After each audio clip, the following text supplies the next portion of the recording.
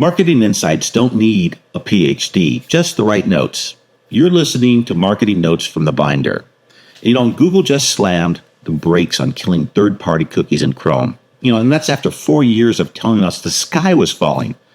I don't know if we should feel relief or have a brand new headache over this. Hi, I'm Allen Stafford, founder of marketingbinder.com, and this show is where we turn data into doable marketing moves for small businesses and e-commerce hustlers. Stick with me. The next segment delivers a concise, data-packed rundown I've crafted to give you speed and clarity. So by the end of this podcast, you'll know why Google really hit pause and what regulators have to do with it. You'll also learn the hidden gaps in Chrome's privacy sandbox that could sting small advertisers. And you'll also learn 3 moves to shore up your tracking and first-party data before the next deadline drops. So if fresh, jargon-free tactics are your jam, tap subscribe and let's decode this cookie kerfuffle.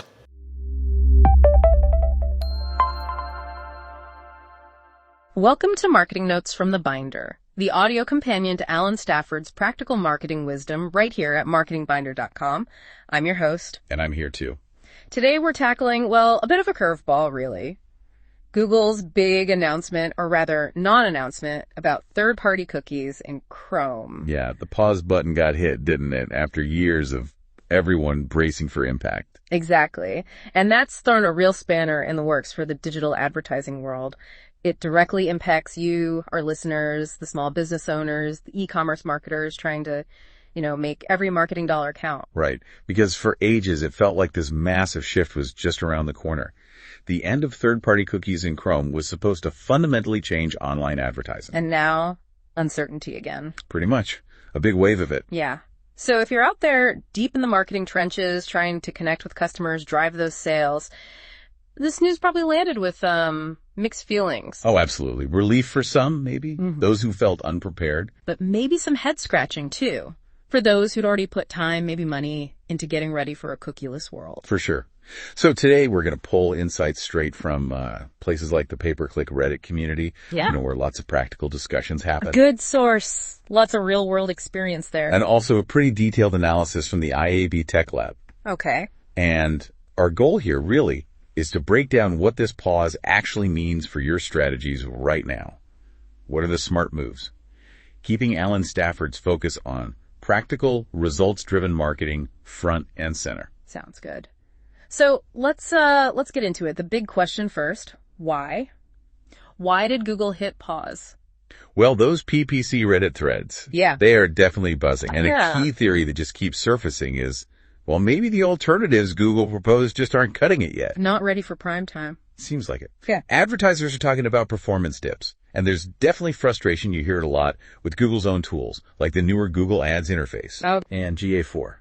Lots of chatter about GA4 being tricky. GA4. We hear that a lot. Difficult to translate into, actual marketing and sales language. Exactly. Some Reddit users even mentioned building their own custom dashboards, just to make sense of the GA4 data in a way that actually connects back to their business goals. Wow. Okay, that sounds like a classic marketing pain point, right? Spending effort on analytics, but it doesn't easily tell you what to do. Precisely.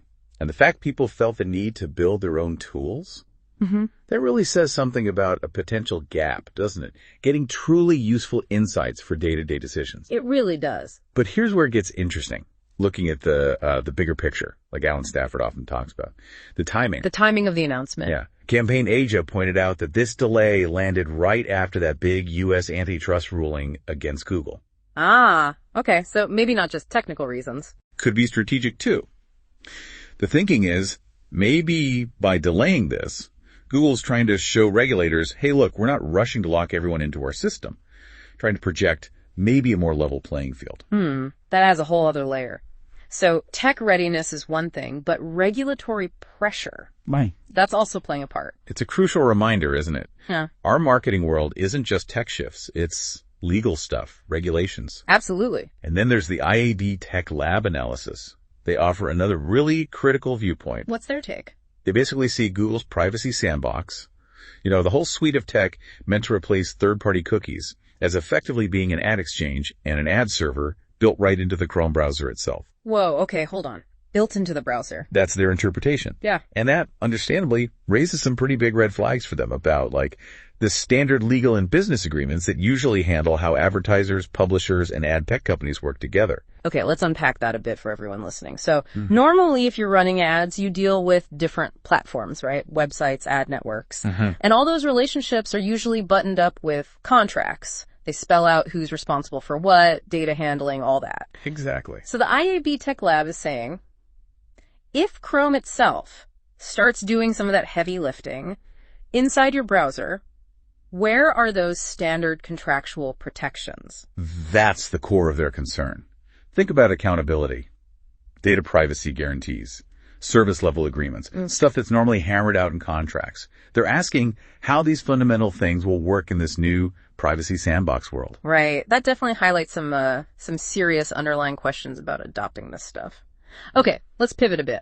How is this pause hitting those of you who are getting ready? Maybe you took Allen Stafford's advice on future-proofing and started investing in cookieless approaches. Yeah, this is where the reactions get really mixed. Campaign Asia mentioned that for some, maybe bigger companies with dedicated teams, this delay might actually feel like a breather. More time to prepare. Yeah, more runway to fine-tune things. They can keep using third-party cookies in Chrome for a bit longer. But for others who already put resources into cookieless solutions, there's bound to be uncertainty, maybe even frustration, right? It feels like the proactive steps are kind of sidelined for now. It's like you made your marketing plan, maybe shifted budget, and then suddenly the finish line moves. Frustrating. Totally. But it's really important to remember something the Reddit discussions brought up. While Chrome's hitting pause, lots of other platforms haven't stopped. Good point. Like who? Well, Facebook, TikTok, LinkedIn. They've rolled out conversion APIs, apparently working pretty well for many advertisers. Okay, so those server-to-server solutions are gaining traction elsewhere. Yeah. And the Trade Desk has its UID 2.0 out there, too. The industry hasn't just been waiting on Google. So alternatives are being developed and used successfully on other major platforms. That's something small businesses can definitely look at and maybe learn from. That's a really crucial takeaway, I think. And, interestingly, the Reddit folks also noted Google has its own server-side integrations. Right. Which, as one person pointed out, are kind of Google's version of conversion APIs, just maybe under a different name. Okay. But the general feeling on Reddit seems to be, yeah, they're useful tools, but they don't entirely solve all the problems that getting rid of cookies completely would have created. Got it. So even Google's own server-side stuff isn't seen as a perfect silver bullet replacement.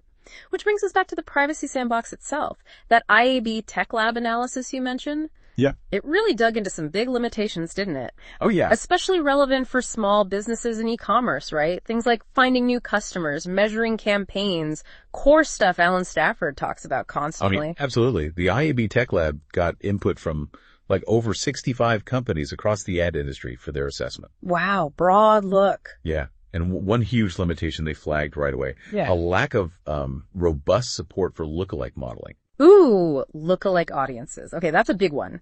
That's a go-to strategy for so many small businesses, isn't it? Finding new people who look like your best customers. Totally. Yeah. It's often super efficient for growth, especially with tighter marketing budgets. Yeah. So the IAB Tech Lab says, within the privacy sandbox as it stands now, the ability to find and target those lookalikes in real time, like during the ad auction. Yeah.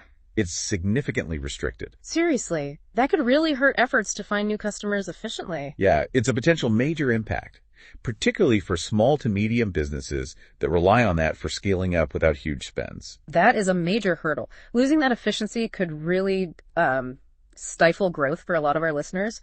What else did the IAB Tech Lab find concerning?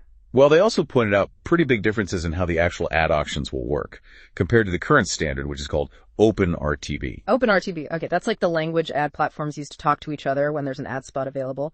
Kind of, yeah. It's the protocol. The changes there mean adjustments for anyone doing programmatic ads. Mm-hmm. And, related to that, reporting using deal IDs. Deal IDs, like tracking performance for specific pre-negotiated ad placements. Exactly.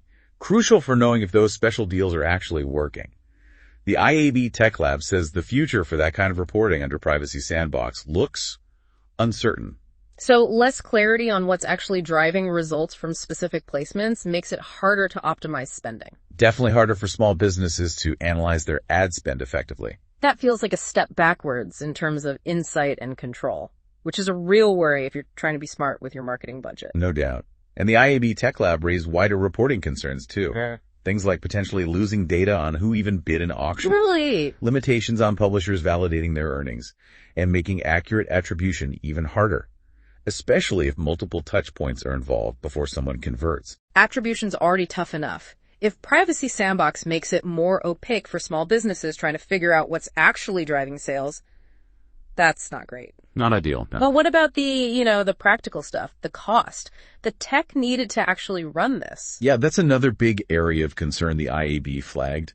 Uncertainty around infrastructure costs, potential increases in cost. How increases? It's linked to some of the requirements, like needing these things called trusted execution environments, or TEEs. TEEs. What are those? Think of them like super secure little bubbles inside the browser where certain data processing happens. It's meant to protect user privacy. Okay, that makes sense. But it could also mean new tech hurdles, new costs, potentially making it harder for smaller companies to keep up or participate effectively. Right. More complexity, more cost, barriers to entry, potentially. And they also pointed out the lack of standard industry accreditation for Privacy Sandbox.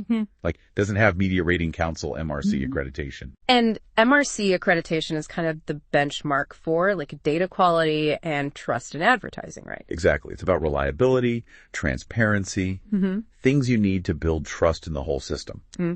So the lack of it is a concern.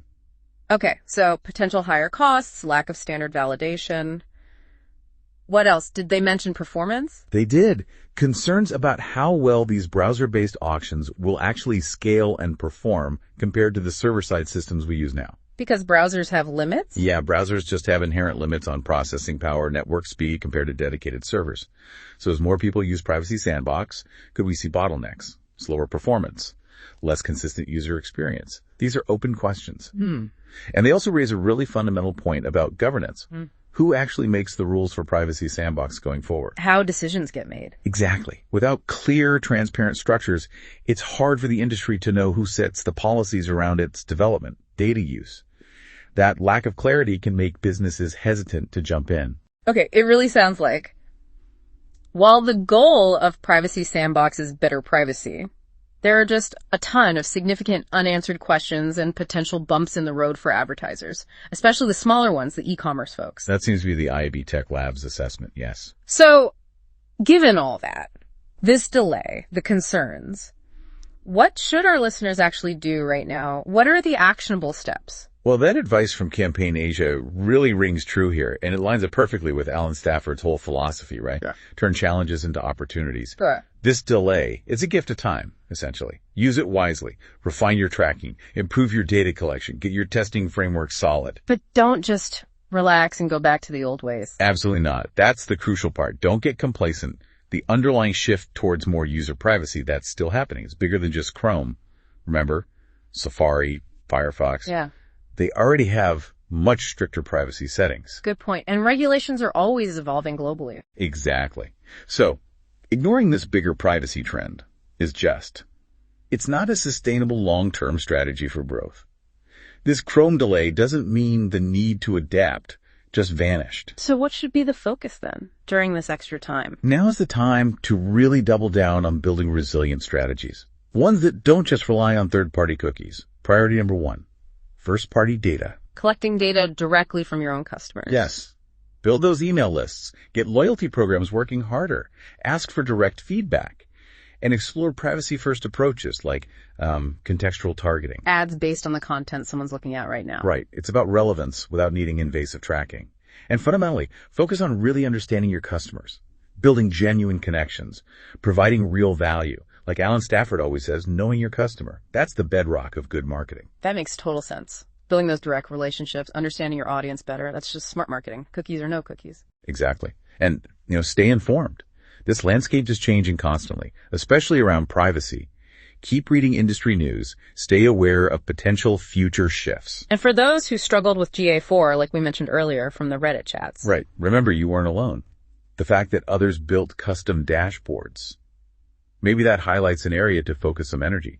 How can you make sure you're getting truly actionable insights from your data, whatever the platform is? Making the data work for your business decisions. Exactly. As Allen Stafford would advise, focus on the data that directly helps you make smarter choices. Okay, so boiling it down, the key takeaways for everyone listening, thinking about Allen Stafford's principles at marketingbinder.com. Don't freak out about the Chrome delay, but definitely don't coast either. Right. Use this extra time strategically. Strengthen your first-party data game. Explore those alternative targeting and measurement methods that respect privacy. And just stay adaptable and informed. Yeah. The immediate cookie pressure cooker in Chrome is off now, but that bigger privacy movement, it's real, and you need to prepare for it. It's an opportunity, really. It absolutely is. A chance to build stronger, more customer-focused marketing that's going to serve your business better in the long run. Totally aligns with that. Grow bold, go beyond. Practical marketing insights that deliver results idea from marketingbinder.com.